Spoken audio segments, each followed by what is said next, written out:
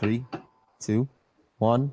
We are live. Welcome to episode 21 of the Mixed Martial Links podcast. I am your host once again, Ben Cohn. Joining me today are my co-host and my co-host, Alejandro and Bilal. We're going to be recapping the Justin Gaethje, Terry Etim of Etim Barboza, and a couple of other fights from the card because the fight card wasn't that great overall, but it did have its moments. First of all, say hi, guys. Hi. Hola. Well, guys, Justin Gaethje got his second first-round knockout in a row last night. I guess we're going to start with that particular fight. We're going to work our way down. Yeah, how dare you steal the Etim line from me? I didn't steal it. I just borrowed it. We saw how many Etims last night? We saw 2 Etims last night. What'd you say? How many Etims did we see? At least 2, right? We saw two Terry Etim. Yeah. It was, yeah. It was interesting. All right. Well, let's jump right into it. Justin Gaethje knocked out Etim Barboza 2.5 minutes into the first round. He caught him with the JDS special of circling off the cage with your hands down. Yeah. I thought you were going to go for the Uriah Hall special. I think, no, if it was a left hook, it would be the Uriah Hall special. He tensed like a spider. Like Etim Barboza, when he hit the floor, he then started tensing. Like, you know how spiders tense when they die?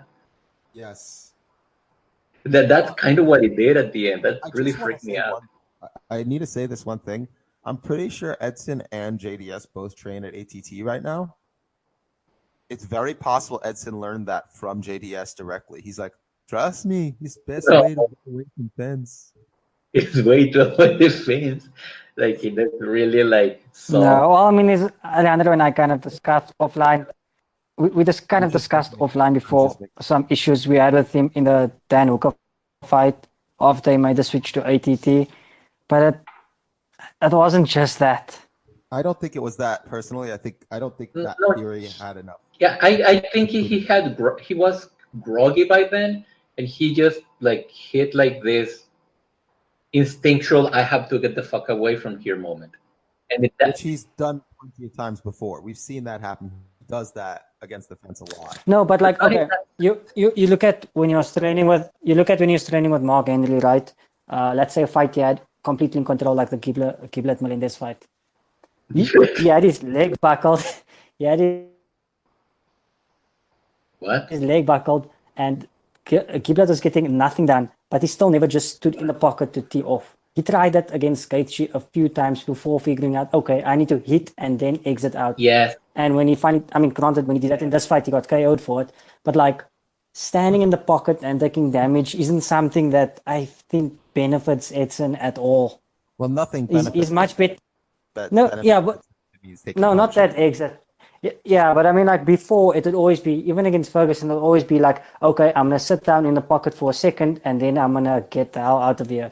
In this fight, there was a lot more, okay, I'm going to sit down in the pocket, and I'm getting hurt, let me exit now. It's more reactive than proactive. Okay, I saw that, but it seemed to me like at the very beginning, it was like the very beginning stages, because it was like for a brief moment, I thought that he tried to stand his ground, like literally stand his ground with Gaethje. And at some point he was like, nah, better not. And then he adjusted and started sort of going back. I saw the same thing. Well, yeah, but literally it was a second, maybe. Yeah, no, it wasn't a second. Like, come on, it wasn't a second. It was like a couple of exchanges. One of the first things we saw was them trading leg kicks, which was kind of awesome.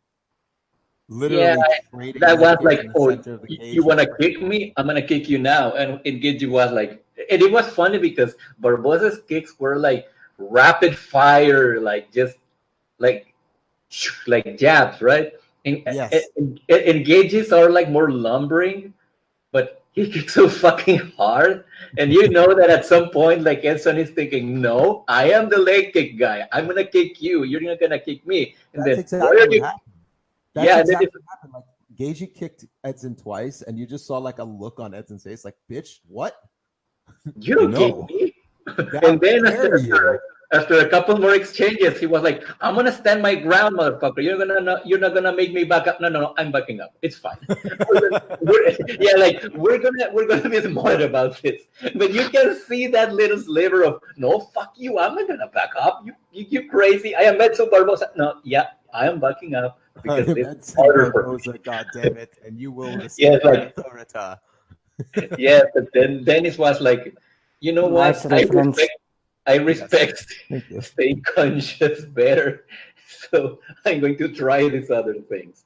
But But I mean, even in the leg kick battle, like he was buckling Edson's leg badly. Well, Like well, every yeah, time Gaethje landed. look happy to because receive. Gaethje kicks very hard. Yes, Gaethje kicks very hard, but let's not pretend Gaethje was not like, "Oh fuck." Oh, he got didn't hit wanna- he hard. didn't Oh wanna yeah, trade I'm like not this. I'm not pretending that didn't happen. But like I don't think to anyone. see a leg kick battle where both of them are just like self-destructing each other Yeah. I was think kind of awesome. even Gaethje was like, "Oh shit, no, I shouldn't really be doing this." Like, because he also like started pressuring immediately after like. Yeah, getting didn't they two or both three of change those. their mind at the same time? Like Edson Yeah. was like, "No, I don't want a leg kick anymore," and then think Gaethje was like, "Yeah, I don't want a leg kick either. Let's It's try like this." both- Yeah, it was like one of those heavyweight fights where they both rock each other, and then like neither of them want to throw again. Yes, and both of them are just like, you know what? Let's just have a typical boring heavyweight fight. Except it was the complete opposite. Exactly. Exactly. Okay, so Alejandro has a hot take that's wrong, so I'll just let him get it out of the way now. It's super hot take. Dustin Gaethje has the best defense in MMA. Yep. Like the super hottest take ever. Yeah, I know. No, I know I'm wrong. for it. Like, I know you're wrong, No, and so do but- you. Go ahead. but what I'm saying is that I'm going to do like the way the mathematicians do it. Like when they have like they don't call it a hypothesis. What do they call it? They have like hard versions of these things, and then they have soft versions of these things. So I'm going to go for the version because I know I'm wrong from the outset. But I'm going to say that he has one of the best defensive strategies. You changed your theory. Okay. Yes. I just say it's not a theory. It's not even a hypothesis. You've changed. No, it's conjecture. Mathematicians, they call them conjectures, and they have either the hard version or the soft version. But the hard version is not correct, and we had a conversation, and it was incorrect. I'm going to go for the soft version. I'll allow it. Yes. No, I don't need your permission, sir. Sure, I you. No, but the argument that I'm trying to make is that his defense, if you look at it like outside of scrambles, like in the pocket, like his defense isn't that good. If he's not going forward, his defense is just not good. So when his defense exists, it's just in that frame of time that has to do with him putting offense and him adjusting to what his opponent does. So in that tiny space and that tiny amount of time, he has great defense. Only in that context, like you cannot say that he has a lot of defensive maneuvers. He doesn't really pivot. He doesn't really hide behind his jab. He doesn't really throw fillers out there. Like he doesn't really do much even to like offset it with offense, like to work out of something else. Like, it's just within that tiny window. And what my soft version of it is that it may be one of the best in MMA at that thing, because that's the only time that it exists. So now what you're looking at is a single measure, and I think that's contingent on his catch and pitch style. Because if he's going forward and he's catching and then throwing counters back, most people are going to back off. But if he's going backwards and just shelling up with some minor head movement, most people will have some time to find a way around it, and that's kind of what usually happens. He really reminds me of, this is going to be a really old school reference, like the most old school reference. When I was 7 years old, we had got our first Nintendo from like the old NES system. I think, I don't know if either of you guys played it, but there was this game. Like we had like three games: Super Spike, Vivo, Nintendo World Cup, which were sports games. They were fun, and Ninja Gaiden 2. The first boss of Ninja Gaiden 2 is like this. Um, it's just like it's like the first boss. It's a monster whose name was Dando, right? And Dando is like made from the spirit of dead Vikings or whatever, right? But what Dando does is that he looks at you and he just rushes at you from the other end of the screen. And and there's two ways to beat him. Either you circle through him, either you stick to a wall and then jump to the other end and let him hit the wall, and then you punch him, or you literally stay there and you start just like start shooting at the thing, like cutting it with the sword until either he goes down or you go down, and that's the first boss. And I keep thinking of Dustin Gaethje as like the human version of Dando, in that in order to beat him, like you have to actually either take a bunch of punishment or just Israel Adesanya your way around him. And so far, nobody has found a way to do the second thing. So up till now, like everybody has to take a bunch of punches and just a bunch of. That's a classic known business plan. Yeah. Step 1, get in a war, Justin Gaethje. Step 2, question mark. Step 3, profit. Yeah, but so far the only people that have been able to finish Gaethje, because if you're gonna beat Gaethje, chances are you're gonna have to finish him. Like, have been people that have taken a shitload of damage. So I'm wondering, like, who can take out Justin Gaethje that is not Khabib? Connor. Connor can. Connor or Ferguson, although Ferguson might get in a war. I don't know if Ferguson can, honestly. And take him out. I'm sorry, I didn't hear you. What? The other way to beat him is to take him out early with a big shot that's accurate. And all flaws of Connor aside, and there are many, Connor can probably do that. Well, yeah, but Connor is I'm not so sure, actually. I'm not even about the diet. I just mean walking. I'm not saying it's high percentage.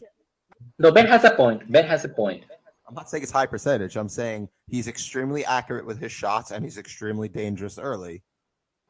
Like if he catches Gaethje coming in head first, which he does, you're telling me that Connor can't put him down? No, well, the thing I'm looking back at is the second Nate Diaz fight, because Nate eventually walked him down with a high guard and just made sure he didn't overextend until he's up close. And that, because most of Connor's money punch is that straight left, a high guard is normally enough to take off the sting off it, just because it's a straight punch. Once you're in close, then that's another story that you have to then talk about. But I understand altogether. But again, Gaethje is kind of he's a snowball rolling down the hill. Yeah, he's a spaz. Like he'll just, even if he's out of equilibrium, he doesn't care. He will throw a punch in that position. Connor's the same. Connor's the same though. Right, but Connor's also a better striker in the context of, from a technical standpoint. Better long range striker. Sure. Qualify that as. Not good. No way. No, I'm not comparing them in close. I'm saying that if Gaethje gets hurt by Connor, he's going to start swinging back, and you do not want to swing while rocked at Connor, because if you could say one thing about Connor, he's incredibly accurate at placing his shots when he has his opponent hurt. Yep. No, I don't disagree that he could be the one to do that. I'm just saying it shouldn't be considered, an extremely high percentage outcome. No, I'm not saying it's a high percentage. No, he's just I would pick Gaethje to win that fight. He's just enunciating how it could happen. Yes. Also, just something to point out, Joe, I'm not disagreeing with you that Gaethje's defense is actually far better than people give him credit for. My only objection was to your initial statement prior to the podcast. Yeah, but that was the hard version of the conjecture. Yes, I was I objecting to thought the hard point. I was objecting to the hard point. To your current point that Gaethje is actually an incredibly technical brawler, and that he No. I don't even think he's a spots. brawler. I don't even think he's a brawler. I think he is a technical pressure brawler. There's no question that he engages in brawls to his benefit because he knows he'll win them 90% of the time or whatever it is. But there is no question that he's not really technical in the way he does so. What Trevor Whitman has done with Justin Gaethje is insanely commendable. And it's why I have such a high regard for Trevor Whitman as a coach. Yeah, he built a. I'm sorry if just let me say this. He built a single context fighter.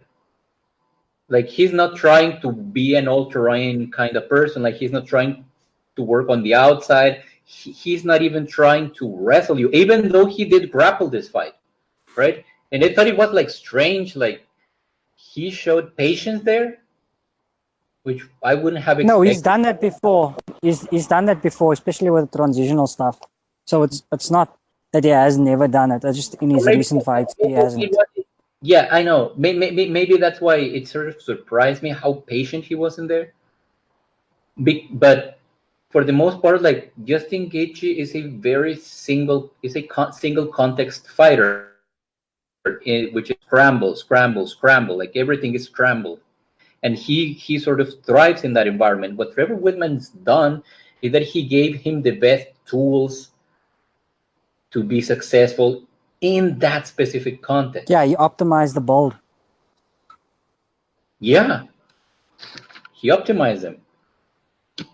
Like not every coach can claim that, right? Like there's always like some dude that doesn't quite like. I think in fact Ben mentioned that there's always that guy in the gym that fights like nobody else there.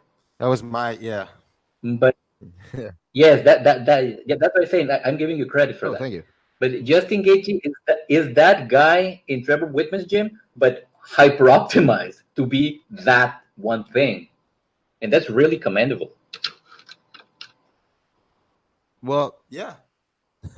I mean, like, it's also commendable that Trevor Whitman didn't try to train it out of him, because there was, if I'm not mistaken, like a small stretch in WSOF where he tried to be more, quote unquote, technical.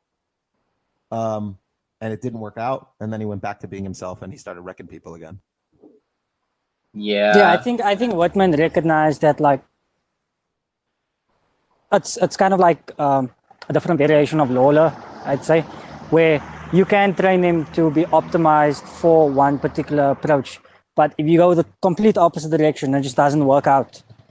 So in the case of Lawler, it was, okay, I'm not going to be that defined a pressure fighter. I'm mostly going to focus on countering, so you can then teach defense better. With Gaethje, it was like, okay, I'm going to let you pressure all you want, but I'm going to give you tools to optimize the pressure. And obviously his defense isn't going to be as good because you're pressuring. You're going to be in range to be hit a lot more often. But it's still commendable. Yeah, it's because it needs someone with a lot of like psychological acuity to be able to read that from someone, right? Like to say, like, you are good at this, like this is what you're showing me. I'm just going to give you all the tools for you to be you, and then you're going to decide what to do with them. Because he didn't try to sort of go against the grain of what makes Justin Gaethje, because in the hands of any other trainer, he would probably be turned into this weird, like, almost fidgety fighter that is very sensitive. He'd probably be turned into a middleweight fighter, style-wise. You know, where like they try to be technical, but then just end up swinging anyway. Yeah. I think the only other coach that he'd maybe, and I mean this, maybe have success with is Kings. But even then, I was about to say Cordero, but like, that he puts out that specific style all the time, or like a derivative of it. Not exactly. I don't think he's specifically defensively responsible enough for Cordero to be happy. And also, he really doesn't want to grapple. He really doesn't want to. I know. Nah, But so he doesn't far, want extended sequences, but he's happy to shoot in for takedown if it means scrambling and getting off shots. Sort of like the Cruz Team Alpha Male type wrestle boxes. Hasn't taken a single shot in his UFC career. He took a shot in this fight. Didn't you notice? He didn't take a shot. He did take a wait, shot. He tried. He went down for a knee tap and then came upstairs with a punch. wait, I can't hear you very well. Who are we talking about? Gaethje. Gaethje. I don't. It was not. There was. I'd have to rewatch that. He went down for a knee tap and then came up with a shot, and he's done that in other fights in WSOS. You're telling me he's taking a takedown to land a shot? Yeah, look, that's what I was saying now. He doesn't look for takedowns in the context of I'm going to get this fight to the ground. He looks for takedowns in the context of I'm going to go for a takedown and that's going to cause some movement where I can then throw a punch. Stop. Faking a takedown to land a strike is not the same thing as shooting a takedown, failing on the takedown, and then going back to striking. Using your wrestling as a way to land a strike is not the same as using your wrestling to bring the fight to the ground, and that is my point. No, but we've seen attempts like that. We've seen attempts at that there where the wrestling was shitty and then it failed completely. He had a decent position for the knee tap, which was why Barboza had to respond. And when Barboza responded, he came up with a strike. You're either missing my point or not addressing my point. No. I said he doesn't look for it in the context of actually getting like top control or something. He does not look for it in that context. But that was my point in regards to him not working as a Cordero fighter. That he doesn't want to grapple or wrestle. No, I mean like not all Cordero fighters want that either though. What? Not all Cordero fighters want that either though. Which ones don't? RDA, Darius, Burger. Does middleweight Kelvin Gastelum look for takedowns? He used to. Or title run Badoom, did he look for takedowns when he was comfortable on the feet? But they seem more reactive. He's fighting at middleweight, so fighting as a grappler is a lot harder for him. Yeah, but you're saying is that his style is contingent on that. You're saying is that his style is contingent on that. But what I'm saying is it's not that contingent on having fighters being able to take the fight to the ground. Okay, again, Gastelum is one fighter who moved up in weight to fight guys who outweigh him by 20, 30 pounds. So yeah, that guy should not be shooting for takedowns. He should be using his speed and power on the feet.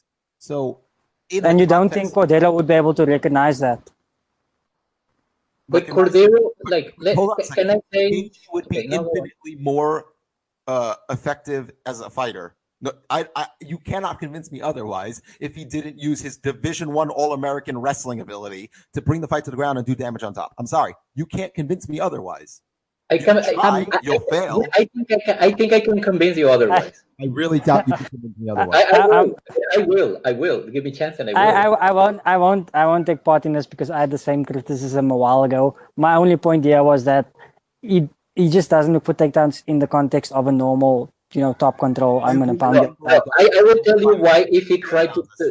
I think that there is a chance that there is an argument. Like, I'm not saying like it's like a super powerful argument but there's an argument that if he tried to wrestle, he wouldn't necessarily be better than what he is now. Why? Because it's right there. He's a Division I wrestler. Division I wrestlers are like the highest division of wrestlers in the United States, right? Yeah. He has that in his toolbox, one assumes, but he doesn't like it. So if he doesn't like it, what makes us think that he's training it to that extent? It's not like he learned it and then that wasn't my point. With them, he never grew rusty. If he was developed as a fighter, and if you took everything that was the same, I love to brawl, blah blah blah, but he also loves to he also wrestled. You don't wrestle to the D1 level without having some sort of affinity for it. No, I know, but he never said he doesn't like wrestling. He's just said I like to fight. He hates wrestling. No, he said neither. He said he said he used to gas himself out in 7 minutes when he was wrestling, and he doesn't want that to happen now. Yes, all the reference we have of him is that but the reference that we have of Justin is that he likes throwing hands more than he likes hugging people. and he tends to get tired. And when he was scrambling on the feet with Eddie, and he tried grappling him for a little bit, he couldn't do it because he was too tired by then. Like, he's not developed because he kept getting hit in the body. I know, but my point is that 100 body strikes. No, I know, but what's the primitive reaction of a wrestler when he starts getting hit? He shoots for a takedown. Gaethje That's doesn't. not. I know Gaethje that's my shoot for a point. single takedown. I know that's my point. Like, even with all the Division One wrestling experience that you had, let me finish, please. Let me finish. That. He's been. I know, but he doesn't want to do that. If you started telling him to be a wrestler again, he would be mad and he wouldn't do it. That's my point. Like, but again, you're missing mine. I'm not saying that he would want to become a grappler. I'm saying if he did, otherwise that he would be less effective. In Happy Rainbow Land. Where Happy Rainbow Land. No. Can I say something? Can I say something? Can I say something? He doesn't want to do it. Yes. Okay, so I'm gonna go back to what I just said now, and I don't know if this is actually true, if it's just how he feels, but he did say that he used to gas in 7-minute wrestling matches when he was wrestling. And if you take that on at face value, at least, without actually doing a lot of research or knowing if he was gassed, it could just be that his wrestling style was extremely taxing on him and scramble heavy. Okay, now that we have that assumption, now that we at least established that assumption, right? Now we take it to MMA, where he says he doesn't want to do that because he's afraid he'll get tired within like 5 minutes or so, right? We now have the second assumption. So now we can then say he might not necessarily be better in the context of like a 15-round fight if he's going to gas out from wrestling before he does any significant damage. So while he can be trained to optimize that day so it doesn't happen, there is at least a possibility that he might not be as good a fighter as he is now. I'm not sure. I think we're gonna move on. We have to move on. We've been talking about it for a half hour. Just to get you so much fun. We're done. We're done now. All right. I just want to say, like, I feel bad for Edson. No getting to say anything. We're done. We're moving on. I feel bad for Edson too. I like Edson. He's like my favorite striker at lightweight. We can keep talking about this because what are we gonna say about David Branch and other guy like Hermanson? David Branch lost. He got subbed. What's next for them? I hope that Gaethje gets a fight higher than him, and Barboza needs to take like 6 to 8 months off at least. Yeah, I want Gaethje to fight the winner of either Cerrone versus Al, or the loser of Holloway Poirier, or and I'm just throwing this out there, Tony Ferguson. You just said you want Edson to fight them. I said Gaethje. No, leave Edson alone. He needs to go home. I said I like Edson. I know you said you like Edson, but I think you said you want Edson to fight, but whatever, it's fine. Anyway, let's move on. We're going to talk about David Branch and he lost. He lost. Let's go back to talking about Gaethje. Oh God. Yeah, so, like he got subbed. That's all there is to say. Let's get talking about Gaethje. It's actually really unlikely that this was going to happen because David Branch is a hell of a grappler. Yeah, I think he's only been subbed once before. I don't remember who did it, but it was Huzama Palares by Nibo. Yeah, and this isn't like Hermanson is that great of a grappler. And it was like in 2011. Yeah, it's kind of a mindfuck. Like that's what I was saying, that David Branch won because his soul abandoned his body and inhabited Hermanson's body and then submitted himself. Because that's the only way. I don't think he realized he was in that bad a position. Because when I looked at the position just before the submission, I was like, okay, I don't see anything wrong with this. He'll probably get out in the second because it didn't seem anywhere near locked in. And then Hermansson just kind of slid into position and it was locked in. I was like, what the fuck? Okay. Well, here's where I disagree. Hermanson Branch grabbed the fence for a reason. He knew what was going down. He knew exactly what was happening. He knew that he was in danger. That choke is not common. Not a lot of people use it necessarily, but it's a very legitimate choke. It's really, really useful. I use it actually all the time. I use it more from a turtle position and not directly Are you talking about from are you talking about the actual choke or the position preceding the the choke? actual choke and the position that he locked it up Okay, from. because the David position Branch grabbed preceding it, that. the position preceding it David Branch didn't seem to be dangerous. it doesn't At least seem it doesn't what's seem known. dangerous, which is why a lot of people do get caught in it when I do it, because they're like, okay, this doesn't seem so. Wait, what the? Wait, whoa. Okay, but David Branch, when he grabbed that fence, there was a reason why he was struggling so hard to try and keep from being broken down, and it was because he knew that once he was broken down, that was locked in. Hermanson locked in the head and arm prior to actually Branch being pulled all the way down. Branch kind of knew once he was down, that was it. That's why he grabbed the fence. We've never seen David Branch cheat, from what I remember. I can't remember any particular points where I've like, oh, he grabbed the fence, oh, he poked the eye, oh, he did this, oh, he did that. I can't think of any. But David Branch grabbed that fence and he was like, fuck. I'm So fucked. to me, that was a sign where David Branch actually recognized the danger, but just wasn't sure how to stop it from happening. After he let go of the fence, you could see he's trying to keep himself from being grounded completely and can't, and then he taps maybe 5 seconds later. No, That that particular makes choke, sense. I agree with that assessment.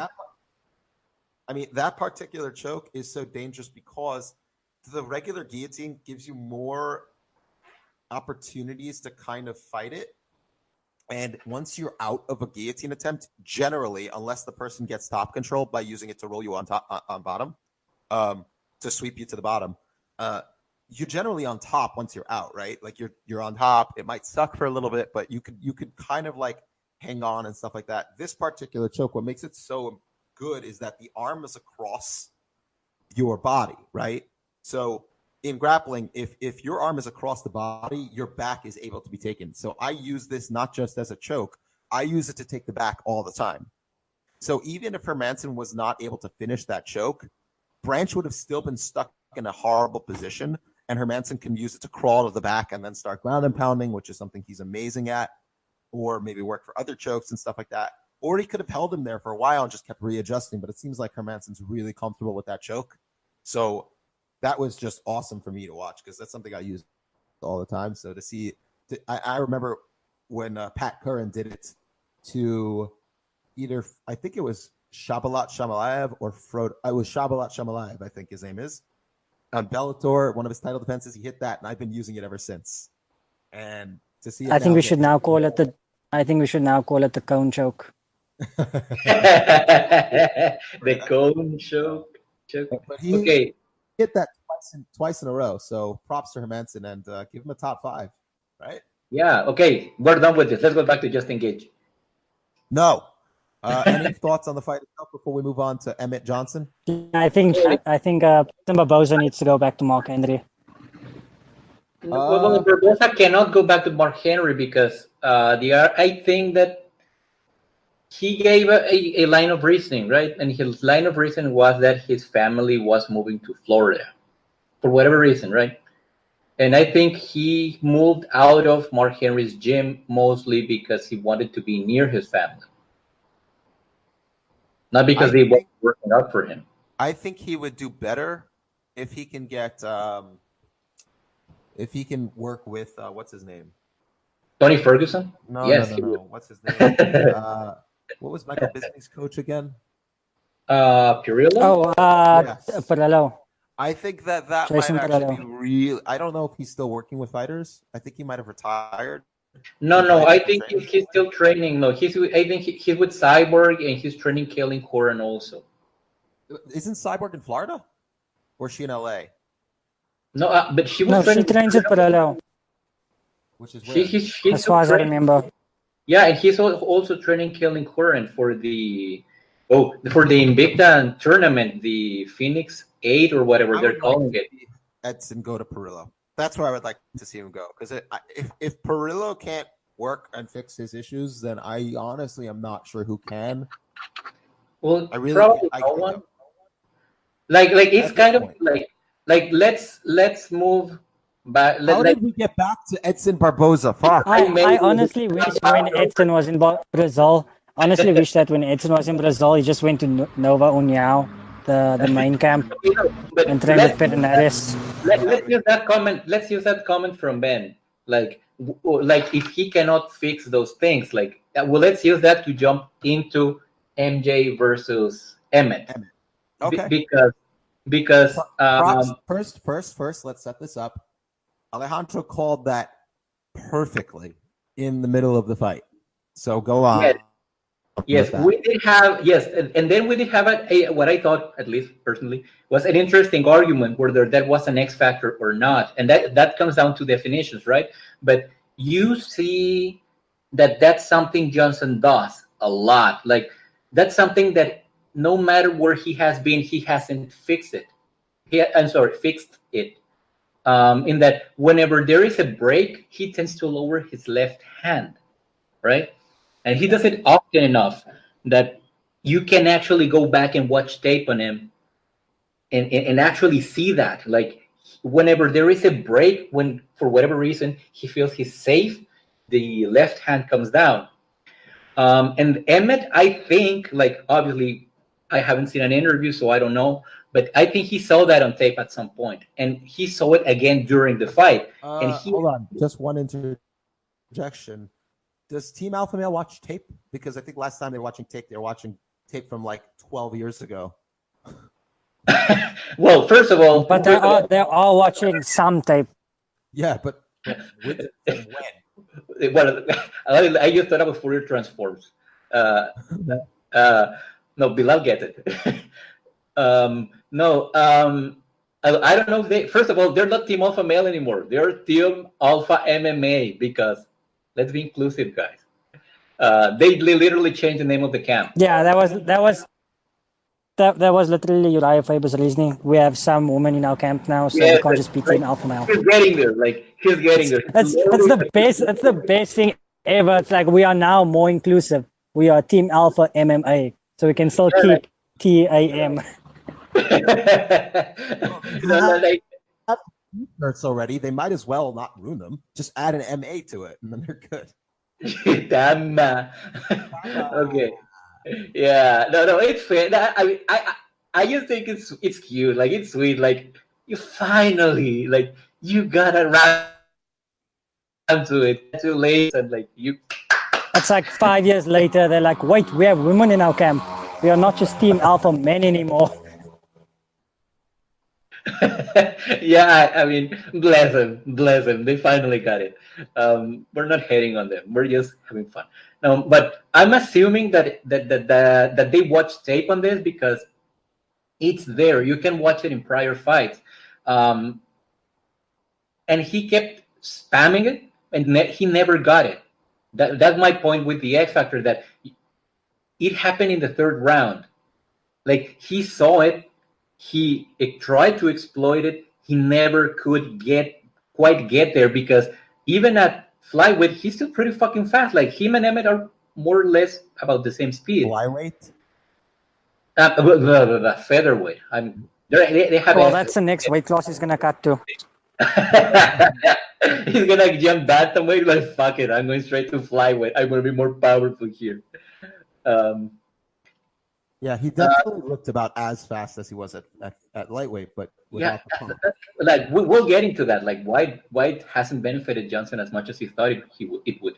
But at some point, I think Emmett gambled. He literally gambled. He was like, unless he actually saw something. No question he got more aggressive. There's no question he got more aggressive to try and land it. But where we disagreed, I think, was you think he kind of closed his eyes and prayed. I think he timed him. There's an argument to what you're saying because maybe he was looking at his feet. Maybe like when the whole kinematic chain is developing, like when you're trying to actually transport moment in order to make a motion. Maybe Emmett did see something in his feet, and that's when he threw the punch. Like in my mind, like once you start like rolling the dice, right? Rolling the dice, and it never falls what you want. You keep doing it, and it never falls the way you want. Like at some point, you're gonna stop doing that. But Emmett didn't stop. At some point, like maybe he did see it. I think that maybe he rolled the dice and it just happened to fall there. But either way, like that's a glaring issue that Johnson has had for a while. It's just that he never quite fought anyone fast enough that could capitalize to that extent. I just want to see him go back to lightweight. I mean, he was taking flush shots from Gaethje, and he only collapsed under the bodywork. Like to see him get laid out like that, especially after a long career, just like move back up. He got Etim.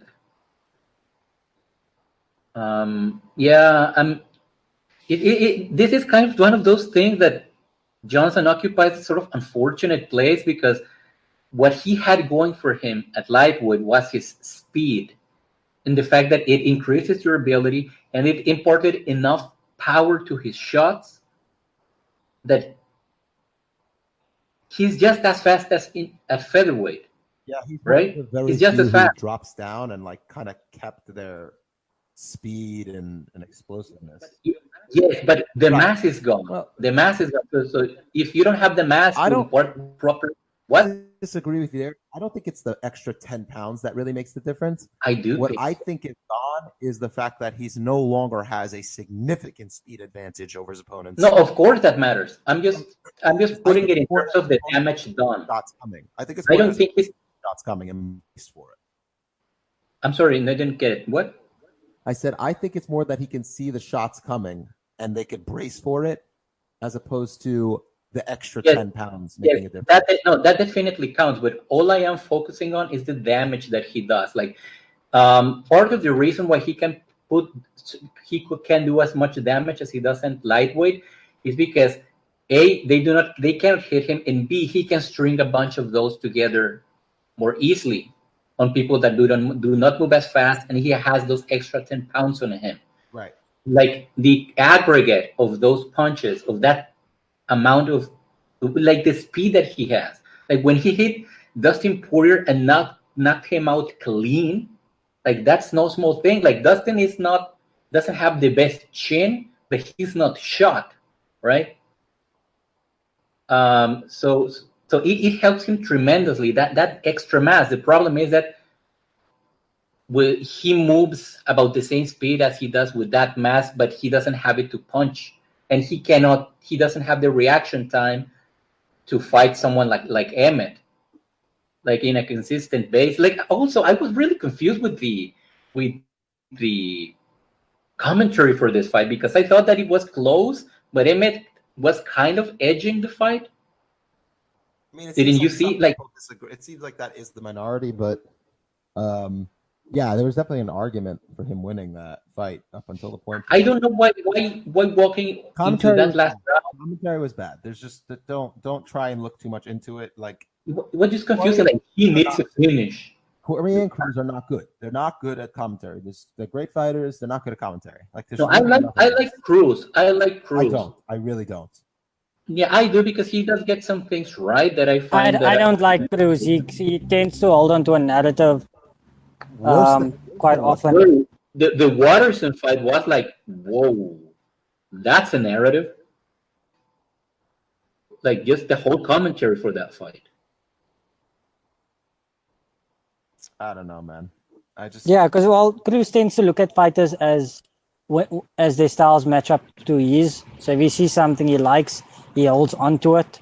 When he sees something that works but that he doesn't do, then he goes against that narrative. I was confused. Not confused, but I thought it was kind of funny when he said, like, what is herky-jerky? And then it's like moving in and out. And it's like, that's not what herky-jerky is. But okay. Did you guys catch that?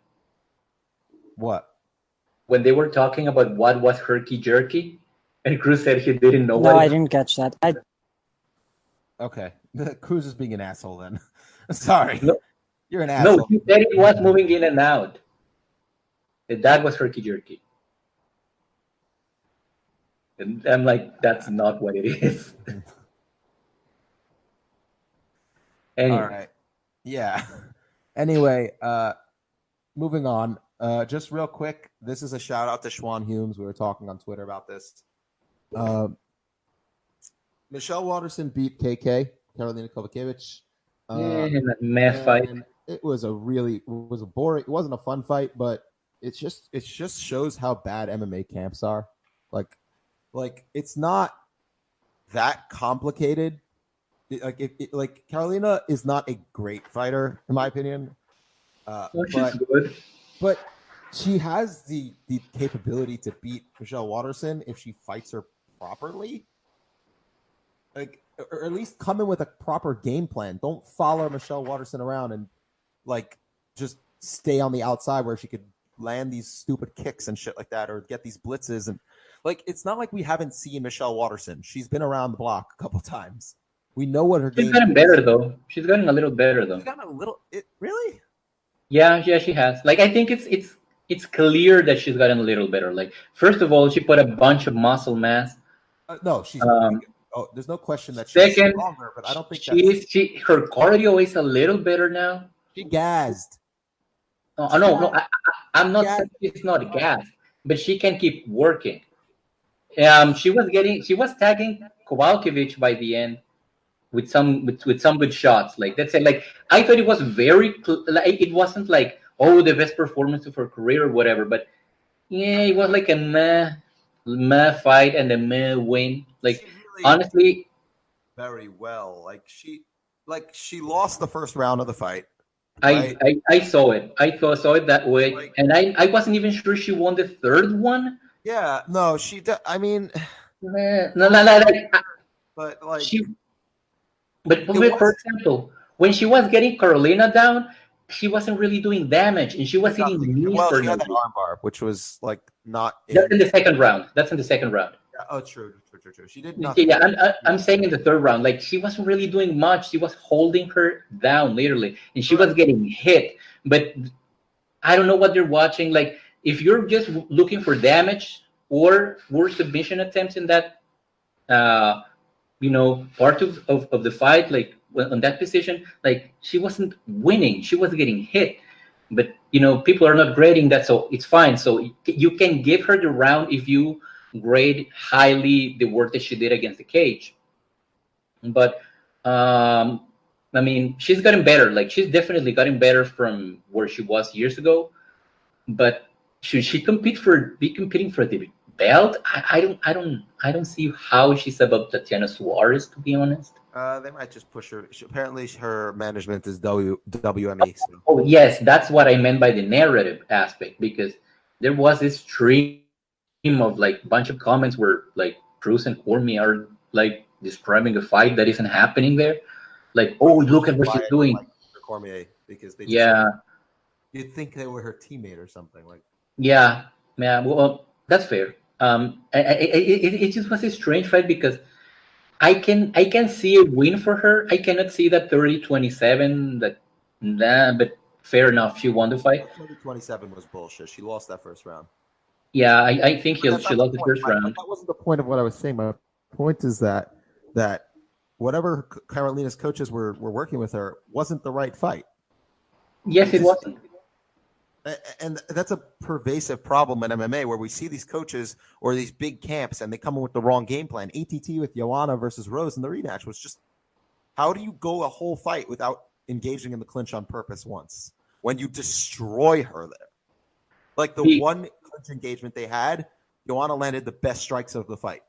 Well, it depends on what they've seen from her in the fight, because in camp, because there's a chance that maybe she just can't take the damage at that weight anymore. And maybe that's what they planned around. She completely outfought Rose in the clinch. That's what? No, what I'm saying is that there's what they do in the fight, and then there's what they do in camp. So these people have, like, think of it like they're semantic weights, and they're going to move this way or that way depending on what they're doing camp and what their natural inclinations are. So there is a No, chance.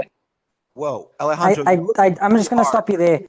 Hold I on. disagree because you can be defensively responsible in the clinch, Yeah. which she was, but Yeah. and she was still getting tagged at distance. Yeah. So it's like if you're gonna get tagged in the clinch and at Alejandro, distance, 1 you second. might as well fight When where you Rose- are best Hold on. at. When you have a fighter who's historically not good in the clinch, and you are historically the best clinch fighter in WMMA history, other than Ronda, and from I know, no, you can't I tell agree. me that it's a bad idea to clinch with Rose. That No, is I know, terrible but, game but planning. no, Especially I because agree with you, but Hold but on. I'm trying. I agree. I am trying to offer like an alternative rationale for what that might doesn't have matter been the because case. you saw in the fight itself that she was dominating Rose in the clinch in their brief clinch exchange, I- and not once did her corner tell her, "Let's go back to the clinch. If something changes, we can work from there." But until then, we saw. Oh, I see what you're evidence saying. No, of one I thing. agree with that. So that's my point. My point No, is no, that yes, I agree with that. But the thing also of why someone might not do that is that they may have seen something troubling in camp, like again, like your ability. But again, come on, man. You're looking for things that you don't have any evidence of. We have evidence of one thing. And again, we know historically that, for example, Rose was bad in the clinch. She's not good. She got dominated by Kovacevic in the clinch. Yes, she did. Yes, she did. But Joanna's a way again, better clinch fighter than Kovacevic. so okay, but I'm not disagreeing with you. What I'm trying to say is that I am offering no, wait, let me finish. You keep interrupting me. That a potential alternative rationale why they may do this. Do I agree with it? No. I agree that you should do what you're best at always, all the time. But I don't know what these people are saying in camp, like how they may think the cut is affecting Joanna or whatever, right? But you're Like giving because she fought excuses that you no evidence of. No, but even then, the first fight she got finished at range. In the second fight, she was getting hit at range. It's like you can say that, but she's still getting hit at range. So if you're gonna get hit at range and the clinch, I am offering fight where you best at.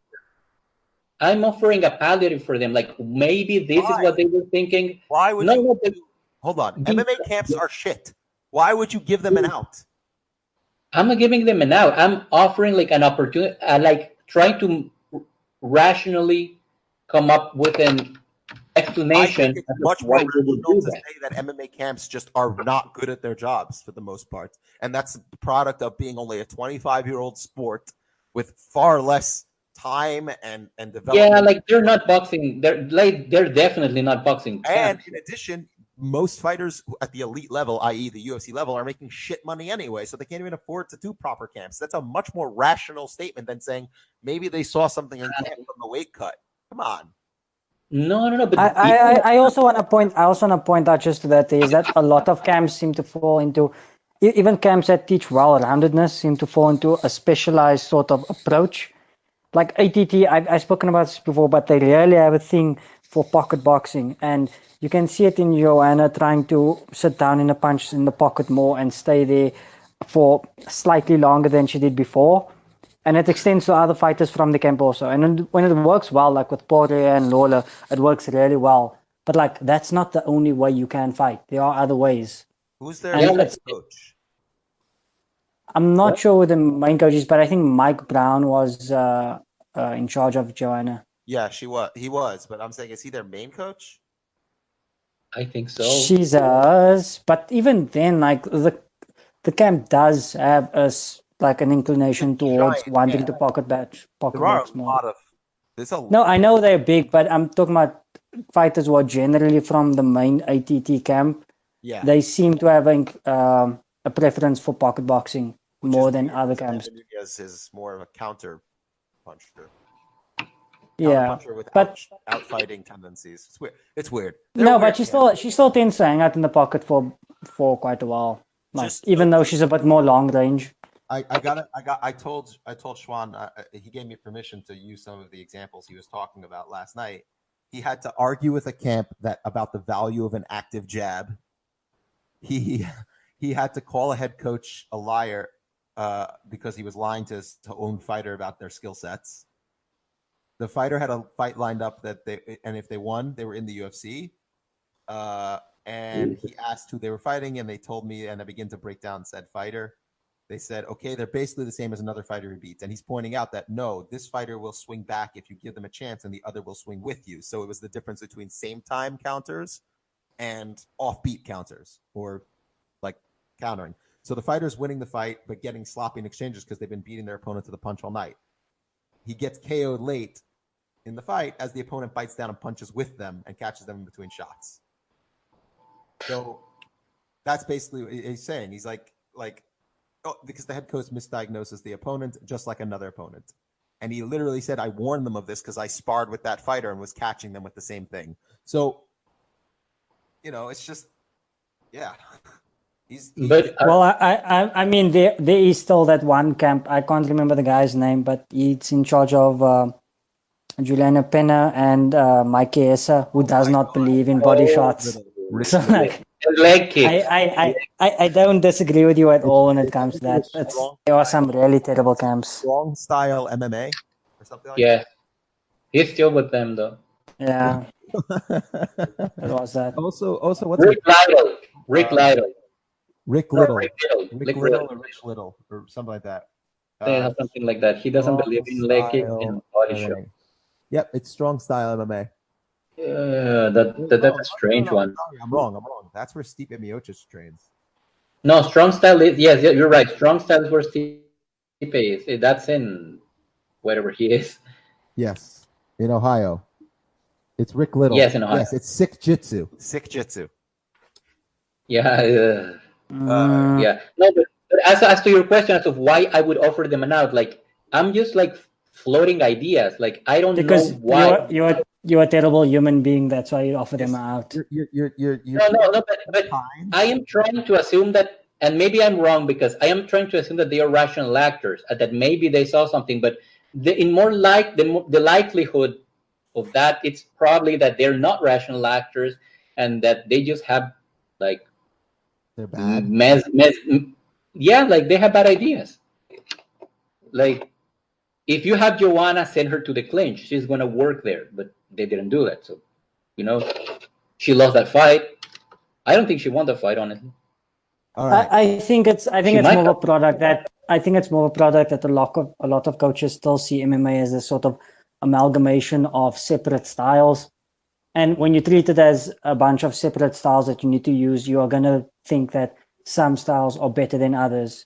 Yes. Where that might not line up with the fighter's skill set or inclinations.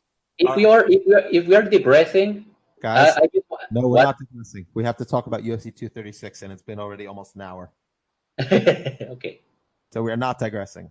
We're literally just going to run through some quick points on the rest of the card. If I'm not mistaken, we had Bear Jew pull up another third round triangle or whatever it was. Is he Jewish? No, I don't even know if he's Jewish. I don't even. He's not even that hairy. He's very hairy. Is he? Yeah, he's pretty hairy. Did you see his knees? Oh my god, that was so red. Yes, like how did it get that red? It looked like his kneecaps got blown off, and there was just a patch without skin there. They were glowing already. I think he's just so pasty. Yes. All right. Well, Sadiq Youssef defeated Shane Moraes by unanimous decision. Unfortunately, nothing against Sadiq, but you're a Team Lloyd Irvin guy, so fuck you. Jessica Aguilar lost by decision. I'm sorry. Sadness. Also, Sabina Massa lost, and sadness also for that. I know. And Enrique Barzola also lost, so sadness for that. It's a bad night for you. A bad night for me too. Barboza and MJ are one of my favorite fighters, and both of them lost badly. Yes. They were the worst KOs of the entire card, and they were my favorite fighters on the card. So Desmond Green TKO'd Ross Pearson by hitting him with 1,000,000 punches and strikes on the ground. Ross Pearson fought? Yeah. I'm sorry that you follow this sport. Kevin Aguilar defeated Barzola. Kevin Holland had a middleweight fight with Gerald Mearshart. If you don't understand what that means, go watch the fight. Something happened. Ray Borg got robbed. He didn't make weight. He didn't make weight, but robbed. And Alex Perez looked great moving up to bantamweight and beat Mark De La Rosa. And Marina Moroz beat Sabina Mazo. So, all right. Max Holloway versus Dustin Poirier. Ooh, baby, 2 weeks. I'm thinking, I'm going to make a bunch of assumptions here. I make no excuses. I am picking the underdog, Dustin Poirier. Of course you are. No, that's on paper. That's who you should pick. I think. Is it? Yeah, I'm picking Poirier also. On paper, paper good pick, but it is. No, I think. Okay, here's the thing: if you're going to make sound, like fight picking decision, which I am not going to do, but if you are doing that, you have to gauge like Max going up in weight has a bunch of I think we can agree on this, that there's a bunch of X factors to Max going up in weight. And with Dustin, he's a known quantity already. So there is a chance that, first of all, he doesn't quite slow down too much. He has great cardio. He has great output. And he's becoming more and more defensively sound. So and he hits a lot harder. He hits a lot. We know he hits super hard. And he's super quick, right? So, again, we have seen him become more defensively responsible over time. So it's not a stretch to say that he should have enough in him still to win this fight. Because I do believe that if he fought Aldo, he would beat Aldo at lightweight even. I mean, he's that responsible. Like, Dustin Poirier is the definition of a fighter that Aldo is a different question, because Aldo is a lot more defensively responsible. It's a lot harder than even Max, and can find ways around the fence. A defensive. Yes, but it's a different question. No, but like Max hits hard, but he's never been one to hurt you with punches unless he throws a lot.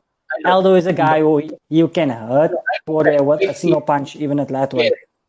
Yes, but my point is that Dustin is like the definition of responsibility. That this is a guy that has become more and more responsible as he's grown older, and he's pretty much in his prime still. Maybe his chin isn't the best, but everything else is. Like his brand of athleticism is, I can hurt you consistently at a fast pace, and my punches do not lose steam, unlike Connor's, and I do not get as tired as you. That's who Dustin Poirier is at lightweight. So if you're going to make like a solid fight pick, like, you should pick him. Like, on paper, the things are lined up because Max is coming up in weight. You don't know how hard he's going to hit there. You don't know how good of a shot he's going to take up there. You don't know how he's physically going to handle himself there.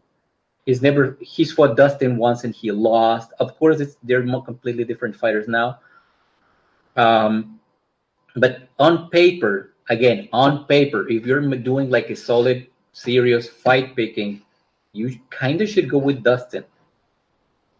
Does anyone disagree? Yeah. No, that's why I'm going with Dustin. I don't believe in X factors, or at least in analysis using X factors, because X factors always make sense in hindsight when you see it play out. I know. But before a fight, X factors always feel more of a gambit. Like, if you're watching an Anthony Pettis fight, you are like, okay, will his power be able to catch the other guy, or will he just, lose like 5 footwork? It is not solid fight picking. Do we all agree on that? Yeah. Yes. Ben, do you agree with my take on the fact that Dustin should fight, that Dustin should win this fight on paper? In my opinion, yes. That's why I'm picking him. Okay, I'm going to pick Max Holloway based on completely biased. Fuck off. Fuck you all. I'm gonna tell you how Max Holloway is gonna win the fight. First of all, no, I will tell you how he can win. How he can win is if Max just can't adjust to the speed difference, and then Max gathers up body work and maybe KOs him just by speed. I'm going to make. Is Dustin the most specific? Hold on. Would you say Max Holloway is comparable in speed to Michael Johnson? No. Exactly. No. Michael Johnson is comparable in speed to other featherweights, and Max has rarely ever seen outsped by a featherweight, unless you're talking about Aldo. Very outsped by. This is what I am going to do. I'm going to make a pick based on the most outlandish bullshit. I'm going to try to nail it as much as I can, okay? So here goes. Max Holloway is going to be able to take a shot. We don't know that, but I'm going to say that he is. Max Holloway is going to carry the same speed he does at featherweight. We don't know that. We have no reason to think he will, but I'm going to assume that he will. And Max Holloway is going to be able to respond at the same speed as featherweight. We don't know that. We have never seen that, but I'm going to assume that he is. If we put all of those things together, I think that the fight is going to get really messy, really quick, kind of like the Brian Ortega fight. Like Max usually takes some time to get started. I don't think Dustin's going to give him that opportunity. I think he's going to be more, picking from the Brian Ortega fight, I think he's going to be more active in the first round. I think that his boxing is just a little better. His footwork is going to be better than Dustin's. I'm going to assume that the extra mass that he has, plus the extra speed, is going to add a hell of a lot more power to the fact that he hits you in combinations, and I think he finishes Dustin Poirier in the second round. All based on bullshit. Second round TKO Max Holloway. Okay, so how I see, listen, the reason why I'm specifically picking Poirier to beat Max from a stylistic standpoint is that, like, we've seen Poirier deal. But what you're saying is that. Things. Go ahead. No, I was gonna say Poirier has lost to fighters who don't fight like Max. Correct. We've seen Poirier deal with fighters like who put on super high paces, who are good pressure fighters. We've seen a lot of Poirier deal with a lot of the individual things Max does really well. Volume, even body attacks and stuff like that. And he's dealt well with it. Where Poirier struggles the most is with super, super hard hitters. Mm-hmm. Granted, he's only dealt with, he's beaten those two, like Gaethje and Alvarez, obviously. But no, you have to catch guys who are have a distinct speed/explosive advantage over him. Max, or they just know how to hit clean. I agree. Right, or they are just much more skilled than him in some specific aspect. Like we'll see him struggle, and Max does not necessarily possess that either. Correct. And I know I might get some shit for this. I feel like I feel comfortable saying this. Dustin is, in my opinion, still a better grappler than Max by a decent margin. I don't disagree. No, I agree with you. I mean, my main knock on Max has been that no one has ever really tested his grappling, because the most in danger he's been is of getting taken down was when Lamas shot on him. The problem is when Max grabbed the guillotine, Lamas had this like overreaction to it where he gave up his back. Yeah. Like completely spun around. So Lamas is not a good takedown artist at all. No, yeah, but that's what I'm saying. That was the closest we've seen to him actually have to fend off a shot. Because while Ortega did shoot on him, Ortega is not as good a wrestler as Lamas even. He's great on the ground, but just not as good a wrestler. We have seen him be dominated in the grappling aspect by Conor and by Dustin, but that happened a long time ago, so we don't know. Again, I'm not saying that Max is for sure. No, I agree. A ton. I'm saying. I know. All I'm saying is that it's there, but I agree with you. I agree with everything you're saying. I think people are going to be very surprised. I think it's not even going to be like a close decision where it's like split or anything. I honestly think we might see Dustin. No, I think Dustin's going to beat the shit out of Max. Yeah. I think that's the most probable. I think from what we know. Yes. I'm not considering X factors, so it might play out really differently. But that's how I think. It's not going to take time. I also wanted to point out one more thing. Max is a slow starter, and Dustin comes out of the gate at 100. Yes. And that is going to make a huge difference because Max, what does Max do? He didn't start slow with Ortega, though. What? He did not start slow with Ortega, though. I don't think Ortega gave him a chance to start slow. I know, I agree. That way I think the fight is going to get right. But the difference between Poirier and Ortega is that Poirier is going to do a lot more damage than Ortega can do on the feet. And we still saw that Ortega was On able to paper, do yes. a lot of damage in round 3 while Yes. being gassed and bloodied and beaten. Agreed. Poirier is a way better pocket boxer than anyone Max has faced except for Aldo, and Aldo was kicking the shit out of him before he gassed out. Yes. What we see with Max at featherweight is that he outlasts a lot of his opponents, even while they're having a lot of success against him. Yep. I don't see Poirier gassing. I don't see him either on paper. Right. On paper, Obviously, everything you're saying like is solid fight picking. That is correct. Of course, there's always the X factors. We know that. But what I'm saying is that we have no reason to assume Poirier is gas. We've seen Poirier take massive amounts of damage to his leg and still keep going. He literally tore his quad. We've seen him eat fairly hard shots from Gaethje, from Alvarez, from a lot of people. The only person he wasn't able to eat it from was Johnson, and Max is not Johnson in that context. Mm-hmm. So I gotta pick Poirier. Yes. I have to pick Poirier. No, you have to, because you're making a good logical, like rationally decision, and you're putting like all the pieces together of how you're outlining. And also, Poirier is one of my favorite fighters. Yes, of course, of course. So, Dustin, I'm riding with you. I put money on you. I'm picking Dustin Poirier. I think he's going to submit. No, I think Matt Holloway is going to beat him up. I think he's going to knock him out in round 2. Okay. Fuck off. I think that Poirier might actually hurt Max and get a sub on him. Nah, I think Holloway's going to kick his ass. But I think I really weirdly feel like he's going to try and like sub Max, like as an homage to his first win over Max. Yeah, probably, but also another point I want to make. Poirier isn't above. People talk about how young Max. People always talk about how young Max was in their first fight, right? Right. Max was 4 fights into his career. It was his 5th professional fight, and he was only fighting for about a year and a half. Dustin Poirier was 12 and 1, and guess how long that Dustin was fighting? 3 years. Dustin was 23. It's not like he was a veteran of the sport. Yes, he had a lot of wins, but he just started earlier. I know. And he fought at a crazy schedule. He fought 5 times in 2009, 4 times in 2010, and 3 times in 2011 before he fought Max.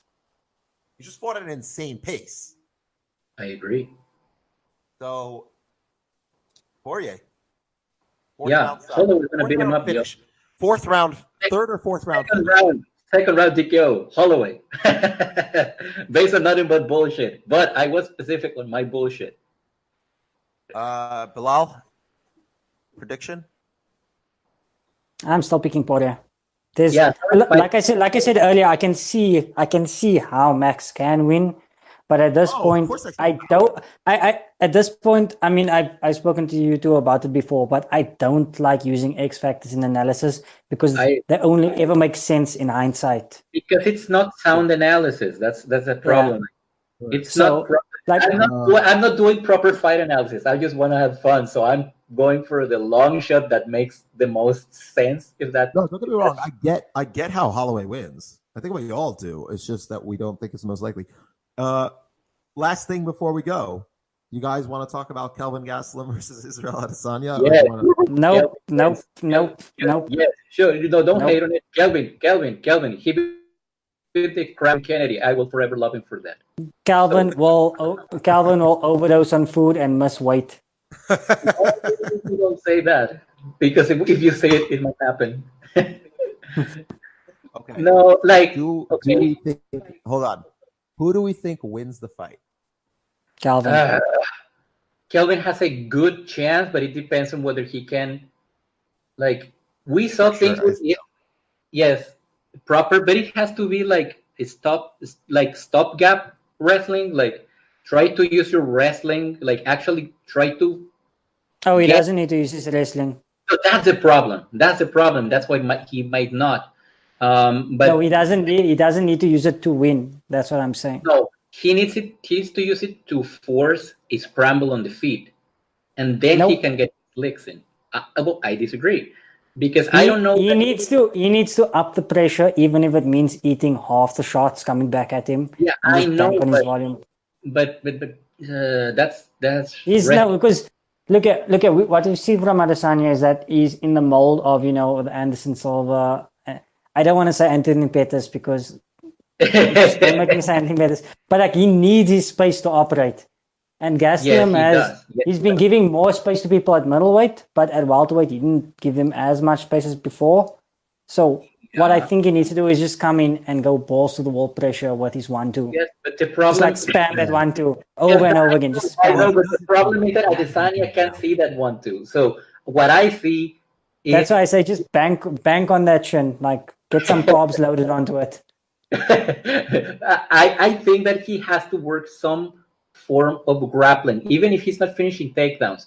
Just make it the fight messy with grappling, not necessarily to take him down, but to close the distance enough that he's able to work something. That's what I'm saying. If he can do that, if he can like find that gap in that sort of aborted wrestling like initiative, like he has to start with wrestling in some instances, or at least to get it in Israel's head that he could be taken down, even if that's not necessarily what he wants to do the whole fight. But just get it in his head so that he can then use that gap to operate. Because we've seen Israel needs that space, as you say. So how can he close that gap? Like I don't think that just spamming the 1-2 that we all love is going to be enough against a guy that has seen like a million different 1-2s, and Kelvin has just one. I have this idea, and it might just be like a total long shot. But what like I don't know if Cordero can pull it off with Calvin. But like what if on the 2 he hits to the body? Maybe. Why not? Guys, I think that Yeah. Kelvin wins the fight. Come at me. All right. I think so With too.